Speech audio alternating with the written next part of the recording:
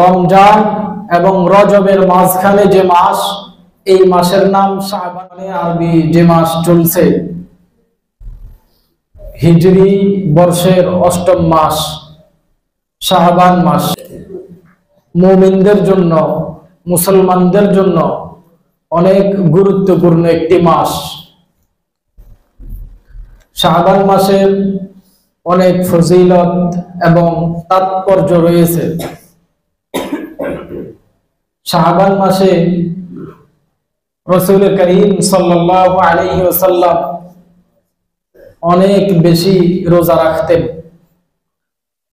যে পরিমাণ রোজা শাবান মাসের বাহিরে অন্য কোন মাসে, রজবে কিংবা জুমাদাল উলা, জুমাদাল উখরা, এসব মাসে এত রোজা তিনি রাখতেন না। তিনি শাবান মাসে এত বেশি রোজা রাখতেন, সাহাবাই কেরাম মনে করতেন যে তিনি আর ইফতার করবেন না, অর্থাৎ রোজা রাখা ছাড়বেন না। হাদিসে আসছে ফাকানা ইয়াসুমু শাবান কুল্লা। হযরত আয়েশা রাদিয়াল্লাহু তাআলা আনহা থেকে বর্ণিত, তিনি বলেন রাসূল করিম সাল্লাল্লাহু আলাইহি ওয়াসাল্লাম পুরা শাবান মাস রোজা রাখতেন। শাবান মাসকে তিনি এত কদর, এত মূল্যায়ন কেন করতেন? রাসূল করিম সাল্লাল্লাহু আলাইহি ওয়াসাল্লাম বলেন ফীহি তুরফাউল আমালু ইলা রাব্বিল আলামিন। এই মাসে বান্দার আমলের বার্ষিক রিপোর্ট আল্লাহ তাআলার দরবারে পেশ করা হয়। আর আমি চাই ওয়া উহিব্বু আন ইউরফা আমালি ওয়া আনা সায়েম, আমি রোজাদার অবস্থায় আমার আমলের বার্ষিক রিপোর্ট আমার রবের কাছে পেশ করা হোক। তো আল্লাহ রাব্বুল আলামিন এই মাসে, শাবান মাসে আমাদেরকে বেশি বেশি রোজা রাখার, ইহতিমাম করার তৌফিক দান করুন। শাবান মাসে এমন একটা রাত আছে যে রাতের মর্যাদা অন্যান্য রাতের চেয়ে একটু বেশি ব্যতিক্রম।